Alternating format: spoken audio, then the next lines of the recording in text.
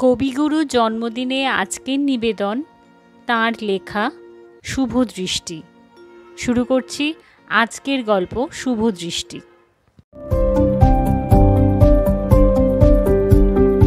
শুভ দৃষ্টি, রবীন্দ্রনাথ ঠাকুর। কান্তিচন্দ্রের বয়স অল্প, তথাপি স্ত্রী বিয়োগের পর দ্বিতীয় স্ত্রীর অনুসন্ধানে ক্ষান্ত থাকিয়া পশু পক্ষী শিকারেই মনোনিবেশ করিয়াছেন। দীর্ঘ কৃশ, কঠিন লঘু শরীর, তীক্ষ্ণ দৃষ্টি, অব্যর্থ লক্ষ্য, সাজসজ্জায় পশ্চিম দেশীর মতো। সঙ্গে সঙ্গে কুস্তিগির হীরা সিং ছক্কানলাল এবং গাইয়ে বাজিয়ে খাঁ সাহেব। মিয়া সাহেব অনেক ফিরিয়া থাকে, অকর্মণ্য অনুচর পরিচরেরও অভাব নাই।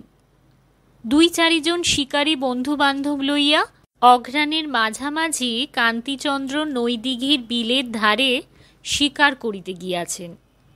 নদীতে 2টি বড় বোটে তাহাদের বাস। আরও গোটা 3-4 নৌকায় চাকর বাকরদের দল গ্রামের ঘাট ঘিরিয়া বসিয়া আছে। গ্রামবধূদের জল তোলা, স্নান করা প্রায় বন্ধ। সমস্ত দিন বন্দুকের আওয়াজে জলস্থল কম্পমান।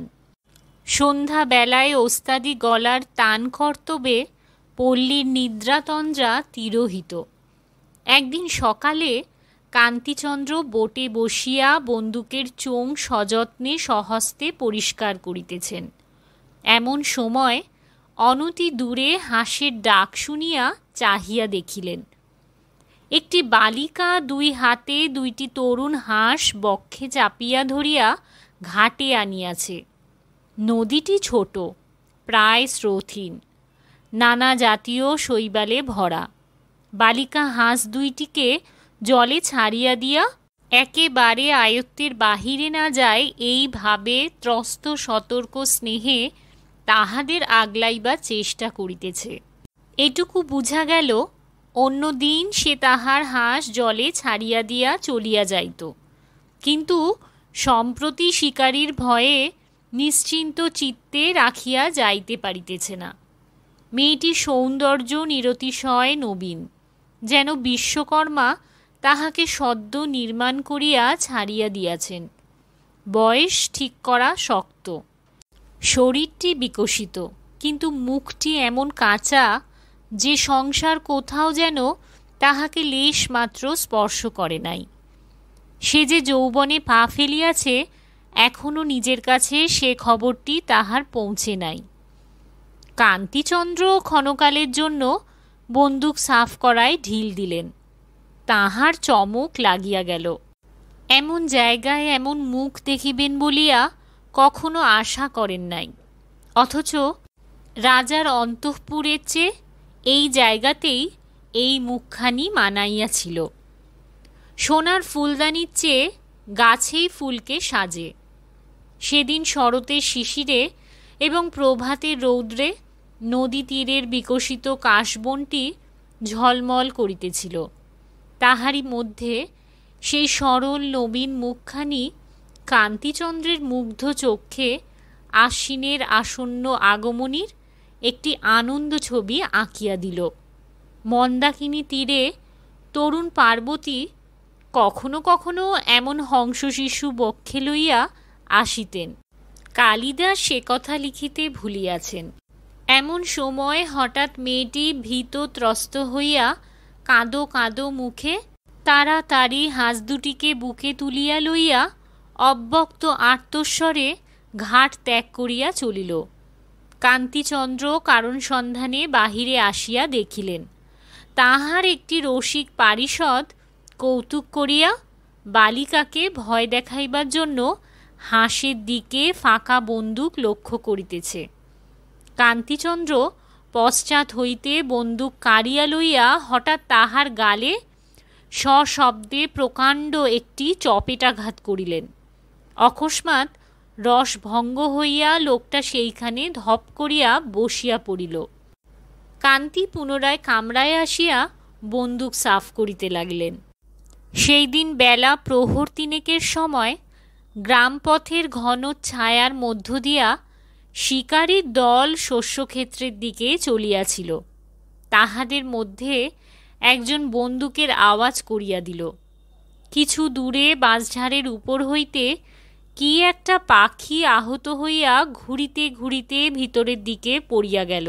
কৌতূহলী কান্তিচন্দ্র পাখির সন্ধানে ঝোপঝাড় ভেদ করিয়া ভিতরে গিয়া দেখিলেন একটি সচ্ছল গৃহস্থ ঘর, প্রাঙ্গণে সারি সারি ধানের গোলা। পরিচ্ছন্ন বৃহৎ গোয়াল ঘরের কুলগাছতলায় বসিয়া সকালবেলাকার সেই মেয়েটি একটি আহত ঘুঘু বুকের কাছে তুলিয়া উচ্ছ্বসিত হইয়া কাঁদিতেছে এবং গামলার জলে অঞ্চল ভিজাইয়া পাখির চঞ্চুপুটের মধ্যে জল নিংড়াইয়া দিতেছে। পোষা বিড়ালটা তাহার কোলের উপর 2 পা তুলিয়া ঊর্ধ্বমুখে ঘুঘুটির প্রতি উৎসুক দৃষ্টিপাত করিতেছে। বালিকা মধ্যে মধ্যে তাহার নাসিকাগ্রভাগে তর্জনী আঘাত করিয়া লুব্ধ জন্তুর অতিরিক্ত আগ্রহ দমন করিয়া দিতেছে। পল্লীর নিস্তব্ধ মধ্যাহ্নে একটি গৃহস্থ প্রাঙ্গণের সচ্ছল শান্তির মধ্যে এই করুণ ছবি এক মুহূর্তেই কান্তিচন্দ্রের হৃদয়ের মধ্যে আঁকা হইয়া গেল। বিরল পল্লব গাছটির ছায়া ও রৌদ্র বালিকার ক্রোড়ের উপর আসিয়া পড়িয়াছে। অদূরে আহার পরিতৃপ্ত পরিপুষ্ট গাভী আলস্যে মাটিতে বসিয়া শৃঙ্গ ও পুচ্ছ আন্দোলনে পিঠের মাছি তাড়াইতেছে। মাঝে মাঝে বাঁশের ঝাড়ে ফিসফিস কথার মতো নূতন উত্তর বাতাসে খস খস শব্দ উঠিতেছে। সেদিন প্রভাতে নদী তীরে বনের মধ্যে যাহাকে বনশ্রীর মতো দেখিতে হইয়াছিল, আজ মধ্যাহ্নে নিস্তব্ধ গোষ্ঠ প্রাঙ্গণ ছায়ায় তাহাকে স্নেহবিগলিত গৃহলক্ষ্মীটির মতো দেখিতে হইল। কান্তিচন্দ্র বন্দুক হস্তে হঠাৎ এই ব্যথিত বালিকার সম্মুখে আসিয়া অত্যন্ত কুণ্ঠিত হইয়া পড়িলেন। মনে হইল যেন বমাল শুদ্ধ চোর ধরা পড়িলাম। পাখিটি যে আমার গুলিতে আহত হয় নাই, কোনো প্রকারে এই কৈফিয়তটুকু দিতে ইচ্ছা হইল। কেমন করিয়া কথাটা পারিবেন ভাবিতেছেন, এমন সময় কুটির হইতে কে ডাকিল, সুধা। বালিকা যেন চমকিত হইয়া উঠিল। আবার ডাক পড়িল, সুধা। তখন সে তাড়াতাড়ি পাখিটি লইয়া কুটির মুখে চলিয়া গেল। কান্তিচন্দ্র ভাবিলেন নামটি উপযুক্ত বটে, সুধা। কান্তি তখন দলের লোকের হাতে বন্দুক রাখিয়া সদর পথ দিয়া সেই কুটিরের দ্বারে আসিয়া উপস্থিত হইলেন। দেখিলেন একটি প্রৌঢ় বয়স্ক মুণ্ডিত মুখ শান্ত মূর্তি ব্রাহ্মণ দাওয়ায় বসিয়া হবিভক্তি বিলাস পাঠ করিতেছেন।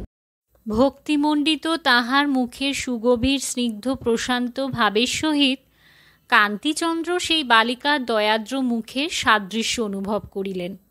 কান্তি তাহাকে নমস্কার করিয়া কহিলেন, তৃষ্ণা পাইয়াছে ঠাকুর, 1 ঘটি জল পাইতে পারি কি? ব্রাহ্মণ তাড়াতাড়ি তাহাকে অভ্যর্থনা করিয়া বসাইলেন এবং ভিতর হইতে পিতলের রেকাবিতে কয়েকটি বাতাসা ও কাঁসার ঘটিতে জল লইয়া স্বহস্তে অতিথির সম্মুখে রাখিলেন। কান্তি জল খাইলে পর ব্রাহ্মণ তাহার পরিচয় লইলেন। কান্তি পরিচয় দিয়া কহিলেন, ঠাকুর, আপনার যদি কোনো উপকার করিতে পারি তো কৃতার্থ হই।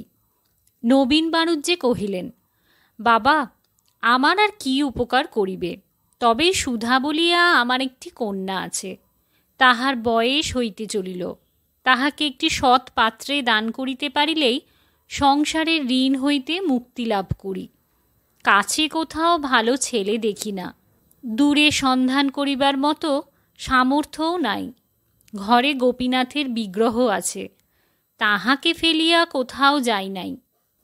কান্তি কহিলেন, আপনি নৌকায় আমার সহিত সাক্ষাৎ করিলে পাত্র সম্বন্ধে আলোচনা করিব। এদিকে কান্তির প্রেরিত চরগণ বন্দ্যোপাধ্যায়ের কন্যা সুধার কথা যাহাকেই জিজ্ঞাসা করিল, সকলেই এক বাক্যে কহিল, এমন লক্ষ্মী স্বভাবা কন্যা আর হয় না।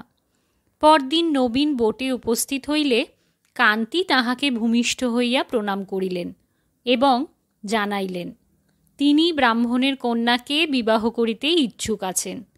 ব্রাহ্মণ এই অভাবনীয় সৌভাগ্যে রুদ্ধ কণ্ঠে কিছুক্ষণ কথাই কহিতে পারিলেন না। মনে করিলেন কিছু একটা ভ্রম হইয়াছে। কহিলেন, আমার কন্যাকে তুমি বিবাহ করিবে?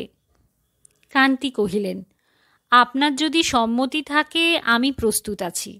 নবীন আবার জিজ্ঞাসা করিলেন, সুধাকে? উত্তরে শুনিলেন হাঁ। নবীন স্থিরভাবে কহিলেন, তা দেখাশোনা? কান্তি যেন দেখেন নাই ভান করিয়া কহিলেন, সেই একেবারে শুভদৃষ্টির সময়। নবীন গদগদ কণ্ঠে কহিলেন, আমার সুধা বড় সুশীলা মেয়ে, রাঁধা বাড়া ঘরকন্যার কাজে অদ্বিতীয়।